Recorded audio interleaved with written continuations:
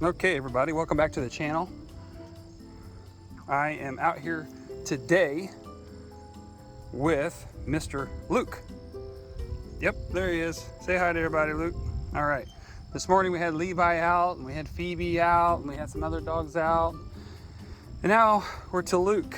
Well, we had Luke out this morning too, but we're back to him again, I guess is what I'm trying to say. Anyway, all right. So what we're gonna do for this video is, a lot of you guys see my trailer that I use here, and basically I try to give each dog a good background, and as far as noises and textures and sounds, I said that already, and you name it, right? Objects, different such like things. Okay, so what I want to show you is something that I think is really cool, but something you might not think it's cool, but I do, is basically, dogs, they need to know, like, their floor, if the floor's, shaking, moving, vibrating, different things like that. All right, they need to feel solid, they need to feel secure, they need to be good about that. Well, the good thing about the trailer is I have this. This is a multitask tool that we use this trailer for. Okay, so many of you have seen this, where I use it as a portable dock, and I back it into the water, and I have a blind setting on it. The dogs can load and unload out of it. It's like it simulates that. The little black pads that are on there, it teaches the dogs to be able to walk up that out of the water. And so the other thing we use it for is this. We bring the dog in heel position, and we go up on it. There we go. And it teaches the dog, this thing moves like crazy, okay? And so what it does is it teaches the dog to be confident and to be stable, even though his surroundings may not be. All right, this is what builds confidence. Now again, you can't just throw a dog on here and start doing this kind of stuff, all right? So you have to move really slow with him. Let me back this out so you can see this. And so when I position my feet to the right, or my body weight to the right, as you're seeing it in the camera, this thing moves. See that? Goes back like that, all right? So as long as he knows I built confidence in him, we have a relationship, he knows I'm not gonna do anything that's gonna hurt him and be bad for him, okay? So he knows that I can build confidence, and I can just walk right off, and he goes right off like that, okay? So again, you see the step off right there. If I had to measure that with a ruler, I would say it's 14 inches, all right? That would be probably a pretty good guess, all right? So there's a little bit of a shadow there. It looks like it's more shallow than it is, but it's actually about, I might guess, about 14 inches. And the reason that's good is because it teaches the dog to load and unload.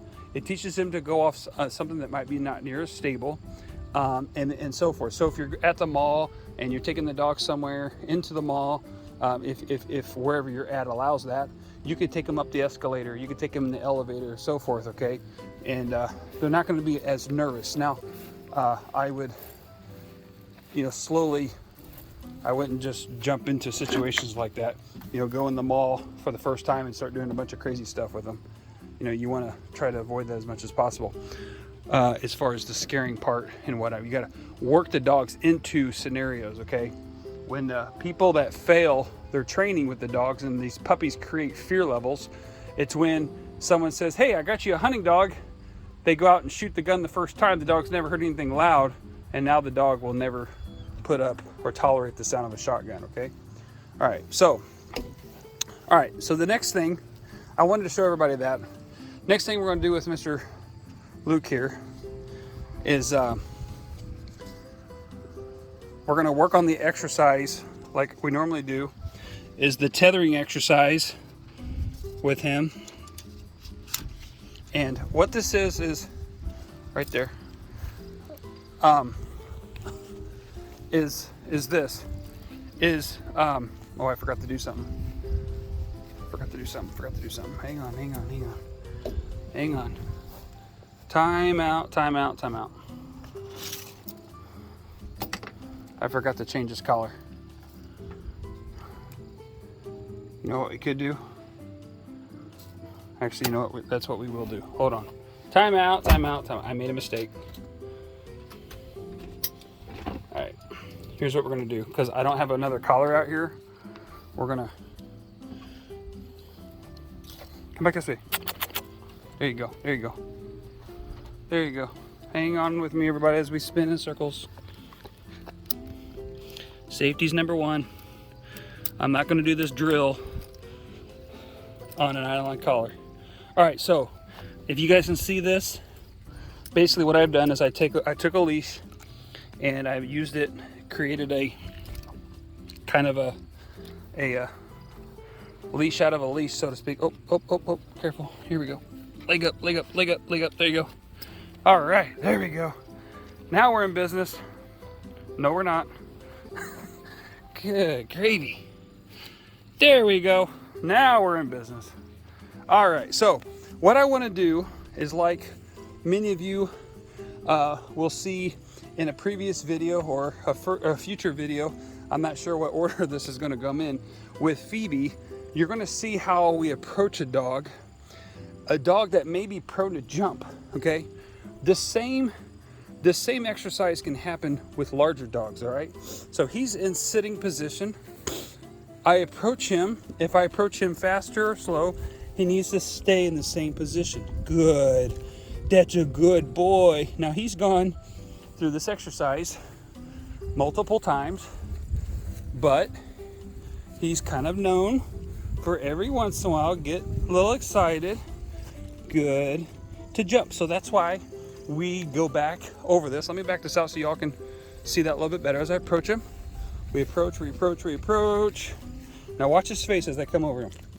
Look how gentle that is. Oh, that's so nice. That's so nice. Good.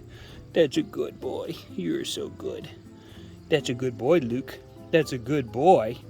Yes, yes, you are a good boy. Good boy. He just licked his lips as I did that. Okay, let's do it again. Stay. Now I'm gonna throw this command in. Get back here. Stay. Stay. Now what I'm doing is I'm using two things. Okay. Keep his attention. Hey, hey. Keep his attention on me. Hey. Okay, I'm right here. All right. Stay. Good. Stay. See, I'm utilizing something natural, a natural occurrence that's going on. He's already in that position. He feels comfortable. Stay. Good boy, Luke. Good boy. I'm using that to my advantage. Coming up on him. Confidence. Didn't move. That's wonderful. That's wonderful. You got into some water, didn't you? Yeah. Yeah. Good boy. That's a good boy. That's a good boy. So he gets used to seeing me. Now, again, I'm trying to do the tethering and work on that jumping, okay? If he would, he's obviously doing awesome. All right, we don't want him doing that. All right, then again, he's done this drill a million times, not a million times, but he's done it quite a bit. Good boy. Good boy. Stay. Stay. Now see, I could give the command. You see how he tried to get out of the stay? You see how he leaned forward? But the machine and the tethering was there to back that command up, even though I really didn't intend to do that. I'm using the natural command. I'm not expecting nothing out of this. Remember that. I'm having fun. Everything's calm, cool, and collected. But he went to step out of that stay. The machine was there to do that. Now I could back up that command, and really we're not actually teaching him to stay. Now see my hand? Stay. Every time I say the word stay, he sees that, right? So attention, stay. Good boy. Good Luke, good stay. Good stay. I come up on him a little faster, watch his face. Yeah, good. That's a good boy. That's a good boy. See, so I'm teaching him that. I'm taking a natural occurrence of the sit, because he's releasing the pressure behind him. Releasing that pressure behind him is to sit. All right, because that's how we teach them with the pressure on, pressure off concepts, is when the pressure comes on and it's being pulled this direction, like this, behind his neck going that direction, it's to sit. So in order to release that pressure, he sits. I could tell him to stay, all right? This is how I could build the distance in my stay command, all right? Building my distance in the stay command, and I can approach him. So he doesn't really know which way we're going, which he does, but you know, some dogs may not know that, all right? I could get right here, stay, give him the hand signal, stay, all right? Stay, stay, and I can let him see what this looks like, okay? Again, we're showing the dog what it means to stay. Stay, stay, stay. The reason I'm snapping my finger and I'm not doing click training, what I'm doing is keeping his attention on me. If he keeps his attention on me, I can walk up with him with my hand out like that, stay, okay, and hand signal, and he's focused on me.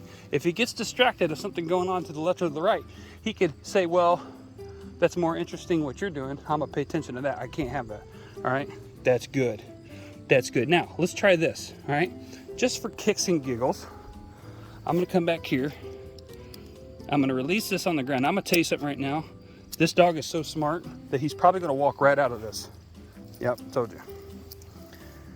Because what happened there? There's no way backing up my command, and he walked out of it because the pressure was gone. All right, he felt the pressure. Come, come, come. That's a good boy. That's a good boy. That's a good boy. See how, sit, good, stay. You see how he wanted to jump a little bit? Because he's learning, even, no, he's 6 months old. He still has to learn. That's a good boy. Come here. That's a good boy. He still has to learn. I wish I had it caught on film a little better. But as he jumped, you could see in his face, he goes, ooh, I wasn't supposed to do that.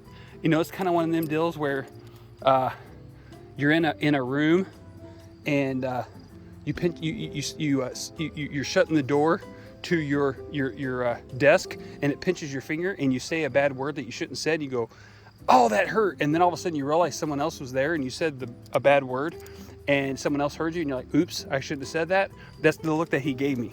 It's like, oh, wait a minute.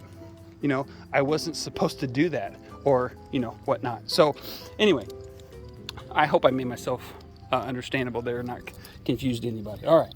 So what we're going to do is take that off his neck, go back to the prong collar, and swing this around like so. Yeah, you're doing good, buddy. You're doing great. You're doing great. All right, there we go. There you go. I'm gonna sit right there. All right. Now, I want to show everybody as well is when you're teaching a dog to stay, since we're on this subject, staying, is I want to show everybody, not really teach you, but I want to show you when you're teaching a dog. And the reason I'm going over this again, because I had another family call me and they're like, hey, we're really struggling with our puppy that we got, and we can't get him to stay. Every time we walk around him, he gets up and starts moving around in circles and goes crazy. Well, this is what I want to show you. When you stay, okay? Again, you got to show the dog what you want them to do, all right? And then you got to remember that dogs are creatures of habit, like we are, all right? So if you stay, pull straight up, stay, that pressure is stay. It's a stationary position. It's a stationary pressure. It's on the bottom of the neck going straight up like this, stay, right? Okay. So you say stay. Now when I move, I'm going like this, stay. Okay, so he knows when he hears the stay, he feels the pressure up. I got a little distraction right there. Look where he's looking, his buddy, Luke and Luke. Okay, it's a common thing I deal with my dogs. They love that kid. He goes in there and I'm like, you know, where'd he go? He's out there in the shed, laying down with the dogs, and he bonds with them. So anyway, I move just a little bit, okay? I stay, I move right here, right? Remember the old saying that we've said before in other videos? What's the old saying? You can never go too fast, but you can never go too slow, but you can always go too fast. I about messed up myself, isn't that terrible? You can always go too fast, but you can never go too slow, all right? And look how slow we're going. I've moved 3 times. I said 3 commands, or the same command 3 times, right? So we're gonna go stay. Now look, I'm right behind, I'm right behind him, all right? I got a bee on my finger. All right, and what we're gonna do is stay. We're gonna keep working around him. Now on a young puppy, when they move, you don't make any, now he's old enough where I can correct him like you just heard me do, all right? He knows that when I do that, he's messed up. On a younger puppy, you don't say nothing, all right? You just put him right back in the position and start over, all right? So here we go, stay, right? There, stay.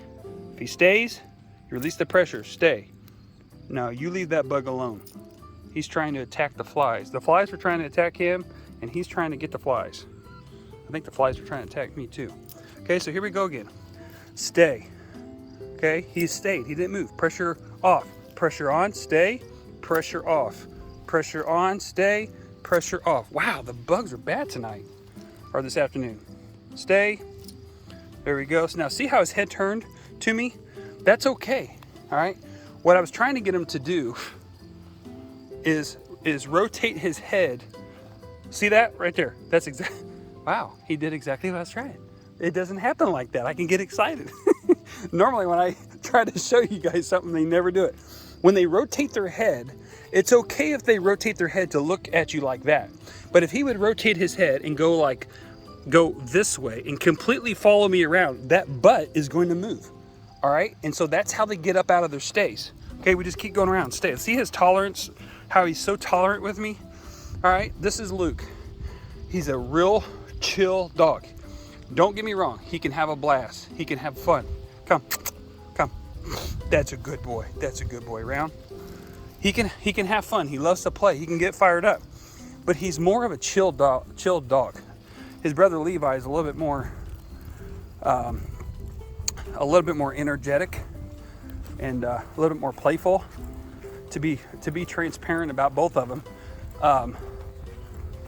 Luke is a little bit, this is Luke, what I got here. He's a little bit more laid back, but he's been a little bit different to train.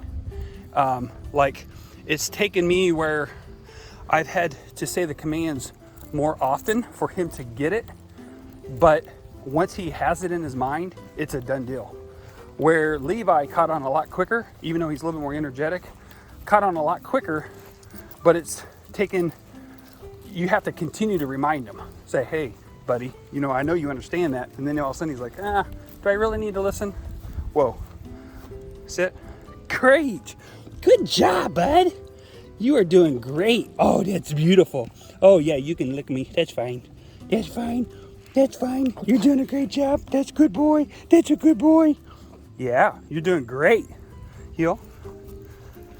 All right, and so here's the deal, okay, on these dogs.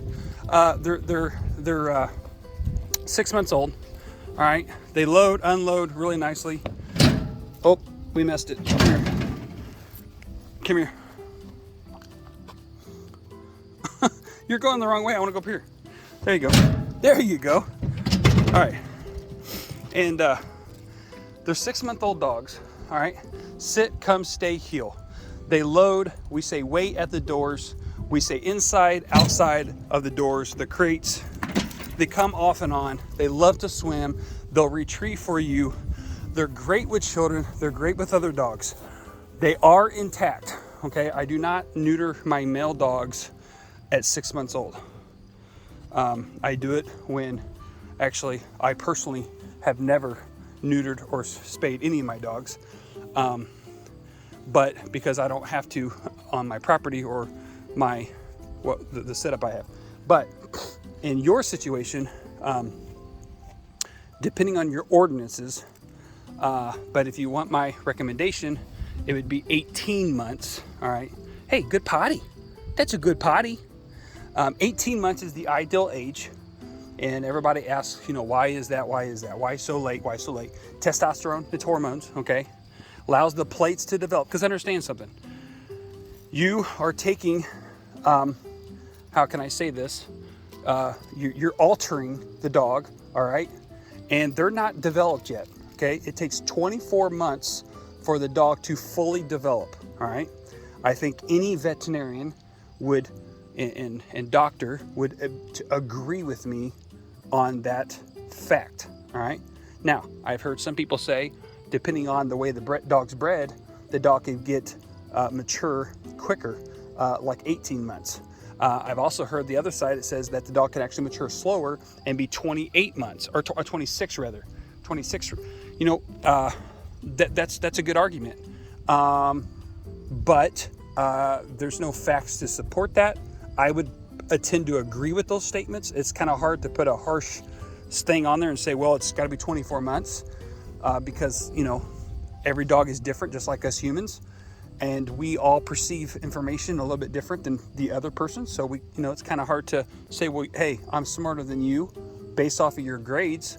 Well, I may not be, a test book guy. I might be hands-on, and it could go the other way with someone else. So, I could see someone saying that, but the facts are, as of now, that's been proven, 24 months is when they're fully developed, and the bones start to harden, the growth plate's starting to harden, and that's the appropriate age to get your dog neutered.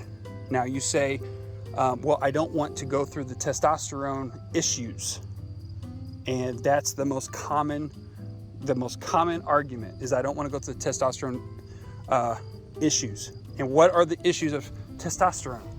The testosterone issues is the male dog will challenge you, and you have to be a little bit more of a headstrong person as far as training is concerned, etc., etc. That is a potential, okay? There's other testosterone issues that are out there, okay? And this is kind of just an idea, another recommendation from me. This is my personal experience. Again, I'm no doctor. This is just my personal experience with my my studies, okay? And I study a lot on the health of the dog, the psychological side. Anyways, I read books nonstop, either hardback or over on online books. Anyways, my point is this, is that you can get the dog an early neuter or early spay. A female's a little bit different, so I'm not gonna go there on that because we're not talking about that. We're gonna talk about the neuterings, where you could do an early neutering, and the way that we can tell when the dog's ready for that is once the male starts to lift his leg to go potty. Okay, so basically he's starting to mark his territory, so to speak, is what we would all call that. Like he would run outside in the backyard and pick a spot and then urinate on that one spot. He lifts his leg to do that. That's how you know he knows he's a boy.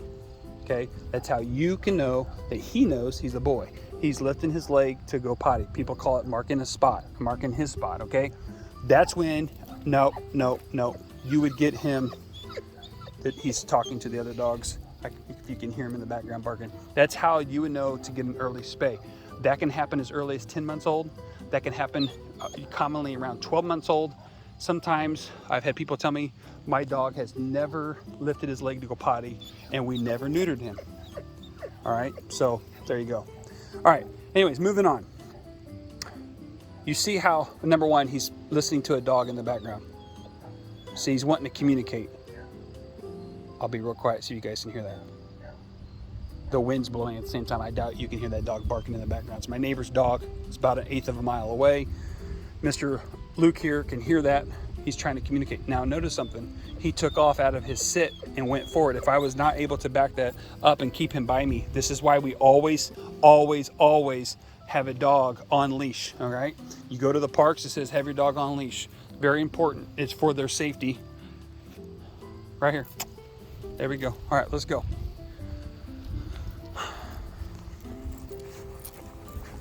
Good boy. That's a good boy. Good boy. Real good. That's nice. Right there. That is nice. Good job. We're going to get into the evening lighting here. Well, early evening. It's not evening yet, but so I'm hoping my camera can pick up this and doesn't get to be a challenge.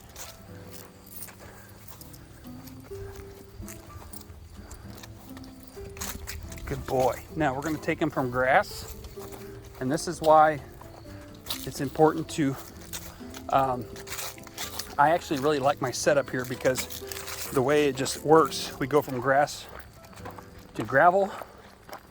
I've had dogs that I've rescued that the dogs, when they cross from the grass to the gravel, they wouldn't even do it.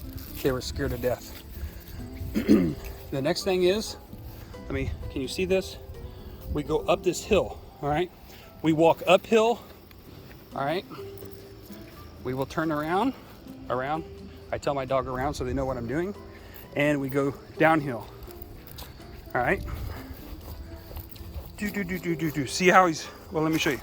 Well, maybe I should try to do that again. Around. Come on, around. You're kind of distracted tonight, bud.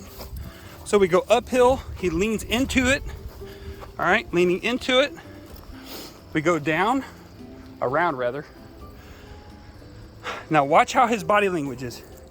He leans, look, see how he's holding himself from going down too fast. See that?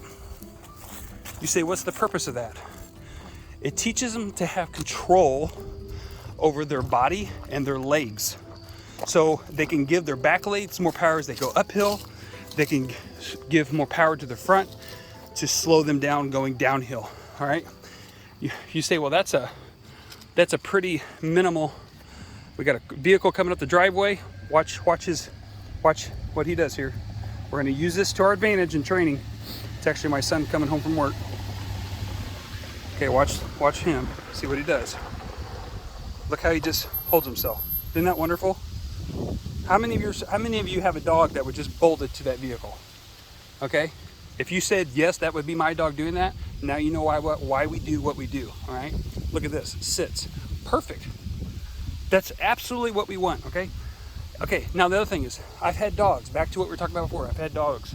They don't want to walk across planes and levels that roll.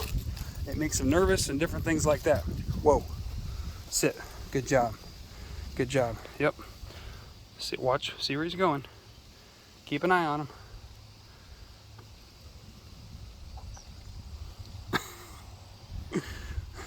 You won't miss a thing, will you? All right, heel. Come on. There you go. Whoa, whoa, whoa, whoa. Easy now. Heel. There you go. He gets a little, every once in a while, the wind blows just right. He'll get like a little spring in him, and he just kind of gets excited and likes to express himself. See, if you watch him as we're walking, see how he's looking to the right? Okay, he's watching out of the corner of his eye to see where I'm at. That's beautiful. That's perfect. If he knows where I'm at, then watch this. I can let him go. I can look at it. See that? Hey, where'd you go, buddy? Watch this. I'll do it again. Where'd you go? There I am. All right, come on. Heel. That's a good boy. That's a good boy. All right, good boy. So that's why I like my setup here, because I got such a rolling ground, different textures. Like right here, see, this is black, boom, goes to gravel. Okay, when the dogs go across that's different textures. They can see that. All right, so it teaches them to work around that. All right, we walk around the target. He says, what is that? Look at that. See how I look back at it? What is that? What is that? Different obstacles it's a target for archery. Something a little bit different. Where'd I go? Where'd I go? Where'd I go? All right, now I'm gonna walk forward. He's behind me. I'm gonna see which side he goes on. Ta-da! Good job, Luke. Good job. I always use different voices of tone. High pitch, low pitch, a little clear, very clear, a little gurgly. Why do I do that? Is because I don't know what voice he's going to have to listen to in the future. Whoa. Okay. Sit. Great. Great. You are such a great dog. Okay. So I want him to get used to different voices, different things like that. I've got my son, Luke, comes out and works with him and so forth. Okay. So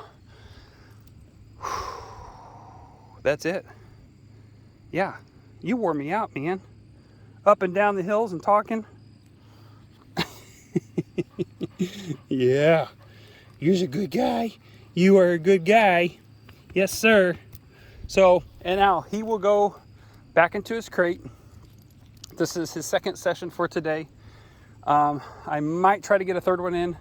It will obviously not be on camera because it will be dark before I can get back to him again. And now he's going to go into the crate. And if I'm not able to make it back to him because I've got so many dogs I'm training, we will leave him. I'll put my timer on. He will be in the crate for 4 hours.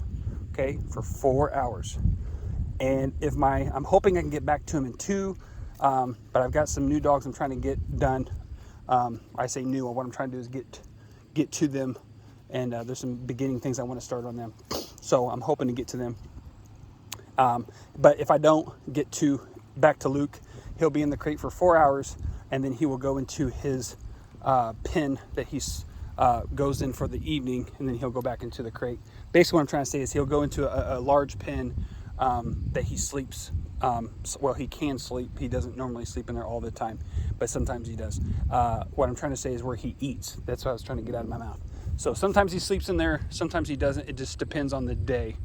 For example, Sundays he would sleep in there because I go to church on Sunday, so that's most of the day. So I wouldn't have the ability to get him out in and out of the crate because I'm not here. So that's why I put him in a nice large pen that he can play in, have food and water, and he can rest in and be safe in. So anyway, all right, that's that. And anyway, I'm going to wrap it up on this one. This was a little bit longer than I was anticipating, but I kept leaning into one thing after another. Please subscribe to the channel. It helps the channel grow, gets what we're trying to do out there.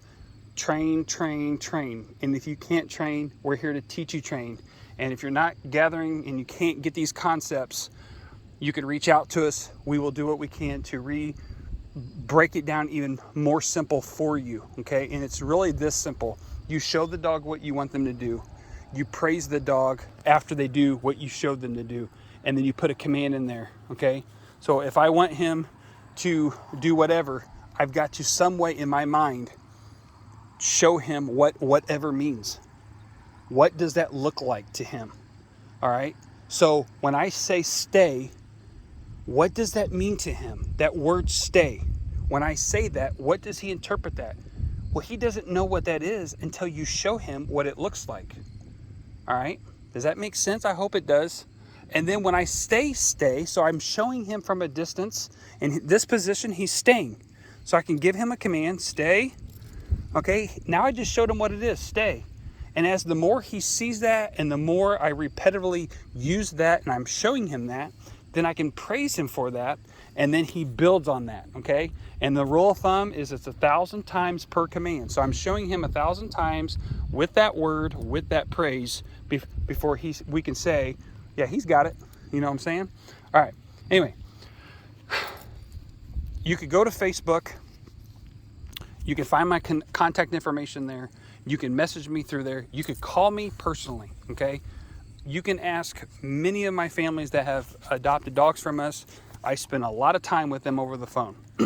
So if you got questions about training, if you want a dog, you want a puppy that is trained, please feel free to contact me and we can go from there. So anyways, appreciate everybody. Thank you very much, and we'll see you on the next one. Hey, you're being bored. Come on, can't do that. We don't want you eating. You're just getting bored. Good boy. That's a good boy.